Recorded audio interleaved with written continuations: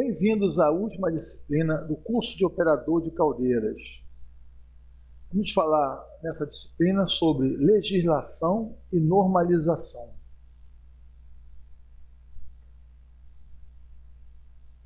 As exigências legais com respeito a caldeiras envolvem a NR13, que é a norma regulamentadora do Ministério do Trabalho, envolve responsabilidade civil e criminal, os sindicatos envolvidos na empresa, as CIPAs, Comissões Internas de Prevenção de Acidentes, a DRT, Delegacia Regional do Trabalho, o CREA, Conselho Regional de Engenharia e Arquitetura, o Ministério Público e as consolidações das leis do trabalho, CLT. Com relação aos acidentes e suas implicações, nós podemos ter a ação civil contra a empresa que visa provar culpas, buscar indenização e normalmente quem paga é a própria empresa. Então a pessoa que se sente prejudicada por um acidente, seja de caráter transitório, ou seja, de caráter definitivo, ela sempre vai buscar a indenização. E esse custo ele é arcado pela empresa. Além disso, temos a ação penal contra as pessoas envolvidas, independente ou não da ação civil. Tem aspectos de punição e ela incide diretamente contra os profissionais, os responsáveis, no caso, pelo equipamento, os responsáveis técnicos, administrativos, desde gerentes, diretores, engenheiros, etc. Temos também a ação civil pública, que visa proteger o direito coletivo. E ele é imposto pelo Ministério Público. Normalmente, quando você tem uma ação civil pública, isso aí acaba tendo muito espaço na imprensa. Você acaba uma propaganda negativa da empresa. A gente pode observar aí, e isso tem ocorrido aí em relação a grandes empresas, sempre que há principalmente perdas materiais, perdas humanas. Então, a imprensa sempre se aproveita aí para divulgar e ganhar espaço. Nós temos a DRT, que é a Delegacia Regional do Trabalho, que tem uma série de funções aí de implementar todas as normas de segurança e saúde ocupacional, e também fiscalizar e também, digamos assim, interditar aquelas empresas que não cumprem com a legislação do trabalho. Então, recapitulando, nos limites da sua jurisdição, são órgãos regionais competentes para executar atividades relacionadas com a saúde e a segurança ocupacional. Essas atividades incluem a Campanha Nacional de Prevenção de Acidentes do Trabalho, o Programa de Alimentação do Trabalhador e ainda a fiscalização do cumprimento dos preceitos legais e regulamentares sobre segurança e saúde ocupacional.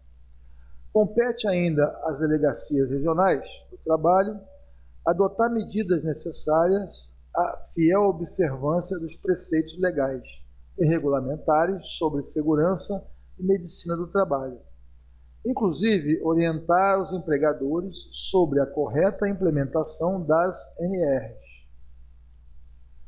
impor as penalidades cabíveis por descumprimento dos preceitos legais e regulamentares em relação à segurança e saúde ocupacional. As DRTs também podem embargar obra, interditar estabelecimento, setor de serviço, canteiro de obra, frente de trabalho, locais de trabalho, máquinas e equipamentos. ela pode notificar as empresas estipulando prazos para eliminação ou neutralização da insalubridade constatada. A DRT ela deve atender requisições judiciais para a realização de perícias sobre segurança e medicina ocupacional, nas localidades onde não houver médico do trabalho ou engenheiro de segurança do trabalho registrado no Ministério do Trabalho. Atualmente, existem 33 normas regulamentadoras e estão disponíveis no site www.mte.gov.br.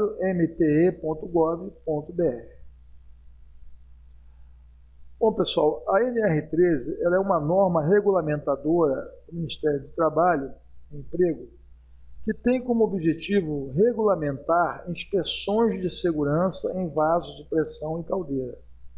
Ela também estabeleceu requisitos importantes sobre a instalação, a operação e manutenção destes equipamentos.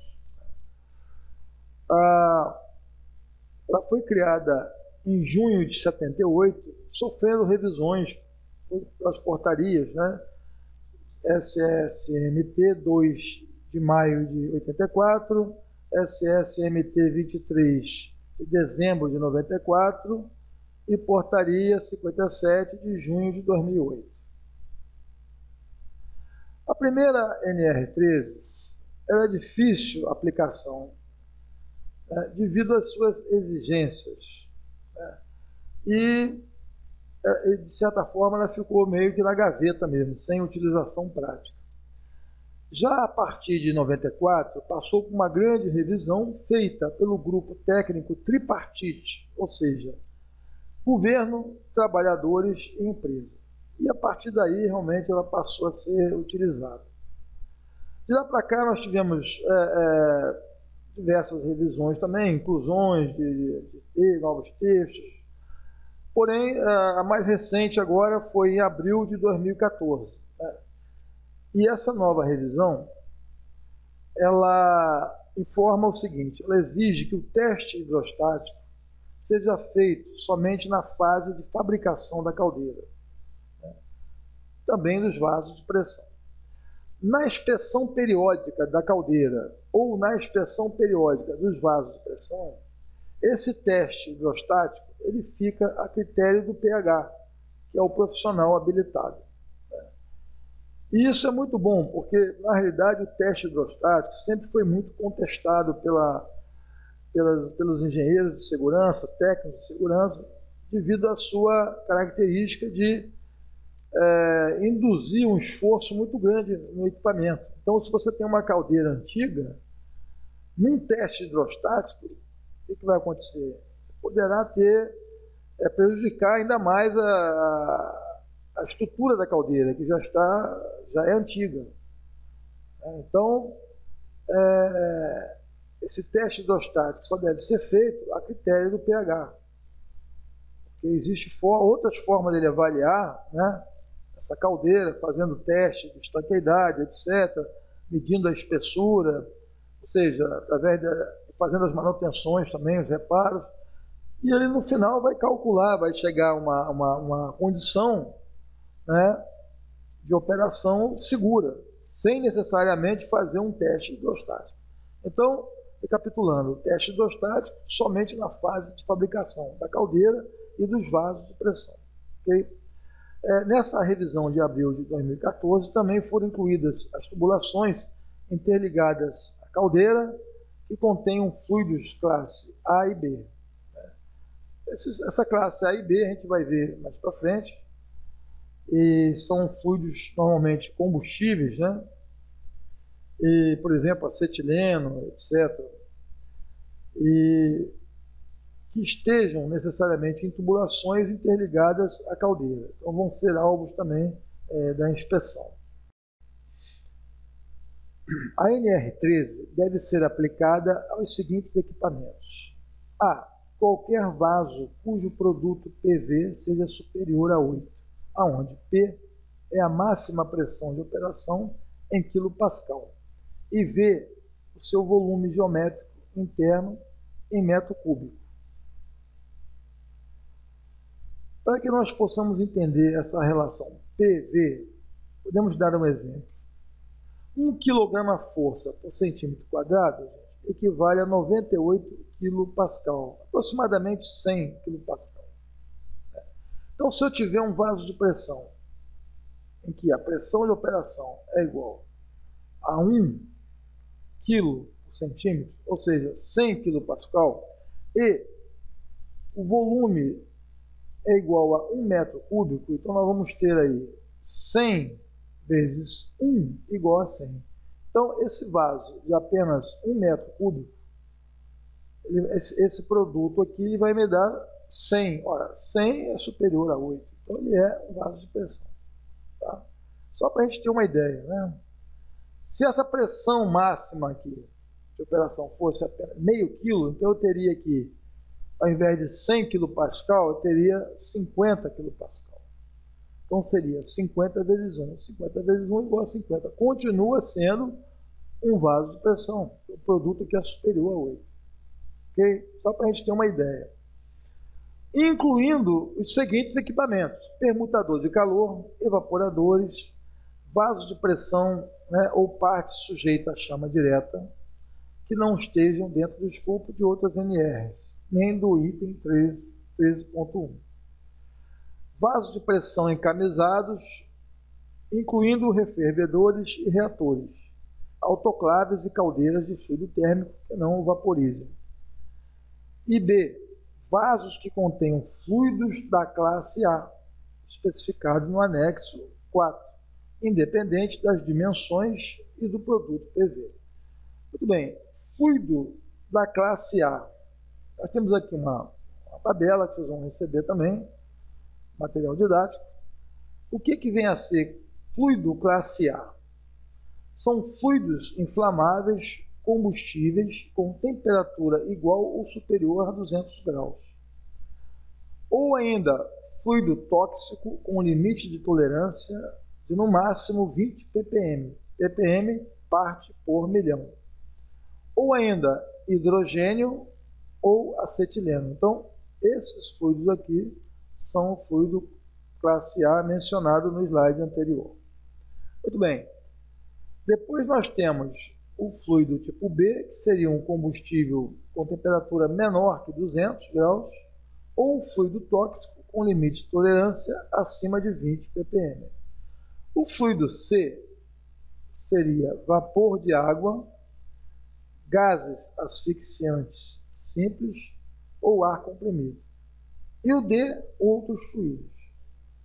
Nós vemos aqui também, gente, que existe aqui o grupo de potencial de risco que vai do 1, 2, 3, 4 e 5, de acordo com o produto PV, pressão versus volume. Então, por exemplo, se eu tenho aqui hidrogênio no meu processo e tenho um produto PV igual ou maior que 100, por exemplo, 100 kPa e 1 metro cúbico. Então, eu vou ter aqui um grupo de potencial de risco igual a 1, grupo 1. Ok? Se eu tiver esse mesmo produto igual ou maior que 100 e o fluido for vapor d'água, também vamos ter um grupo 1. Se, nesse caso aqui, a pressão, o produto PV, for menor que 30, maior que 2,5 e menor que 30, então eu passo a ter aqui o grupo 2. E assim sucessivamente. Então, como é que eu determino o grupo de potencial de risco? Verificando o tipo de fluido e verificando qual é o valor da PV, pressão versus volume. A combinação do tipo de fluido, da classe de fluido, com o produto PV vai me dar o grupo de risco. Gente, e não esqueçam que esse grupo potencial de risco ele tem que estar marcado, né, no vaso, no próprio vaso. Você tem que ter uma identificação, entre outros dados, você tem que ter claramente indicando qual é o grupo de risco de cada vaso de pressão no seu processo. Ok? Então, aqui nós temos, como eu falei, vaso de pressão vertical, vaso de pressão horizontal. Esse aqui, por exemplo, é categoria 2, né? Aqui não dá para ver direito, mas também está indicado aqui. Trocadores de calor também são abrangidos pela NR13. Compressores e acumuladores, também com a identificação aqui do seu grupo de risco. Panelões industriais. Periodicidade das inspeções. Bom, a inspeção de segurança periódica, ela é constituída por exame externo, exame interno e teste hidrostático a critério do PH, do profissional habilitado, ou, se for um equipamento novo que esteja sendo fabricado, aí sim, esse teste aqui ele é obrigatório. Tá? Porém, se ele for feito de forma periódica, né, inspeção periódica, então ele vai seguir esses prazos aqui, prazos máximos. Categoria do vaso, 1, 2, 3, 4, 5. Categoria 1, exame externo, 1 ano. Exame interno, 3 anos. Teste hidrostático, 6 anos. E assim por diante. Então, nós temos aqui esse período aqui para se fazer o teste hidrostático, porém, pela nova revisão da NR13, fica a critério do profissional habilitado, né, a sua execução ou não. Documentos exigidos para vaso de pressão. Todo vaso de pressão deve possuir, no estabelecimento onde estiver instalado, o prontuário do vaso de pressão, que é fornecido pelo fabricante. Contém, nesse caso, as informações do projeto. O registro de segurança em conformidade com o subitem 13.6.5 da norma NR13. Projeto de instalação em conformidade com o item 13.2.1 ou 13.7. Projetos de alteração ou reparo em conformidade com o subitem 13.9.2 e 13.9.3. Relatórios de inspeção em conformidade com o subitem 13.10.8. Quando inexistente ou extraviado, o prontuário do vaso de pressão deve ser reconstituído pelo proprietário com responsabilidade técnica do fabricante e também do profissional habilitado.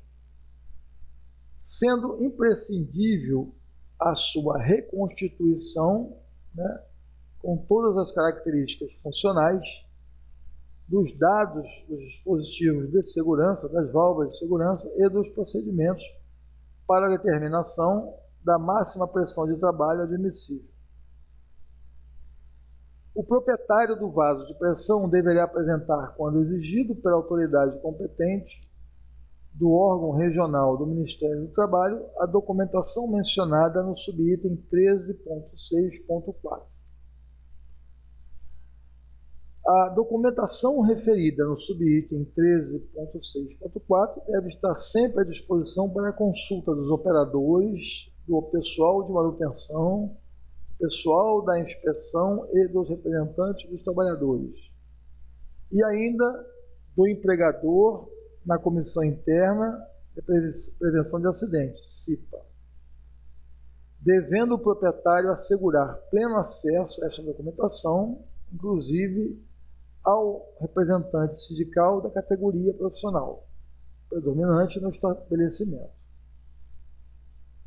Então, nós fechamos aqui essa primeira parte em relação à legislação e faremos na próxima videoaula a segunda parte. Ficamos por aqui. Obrigado.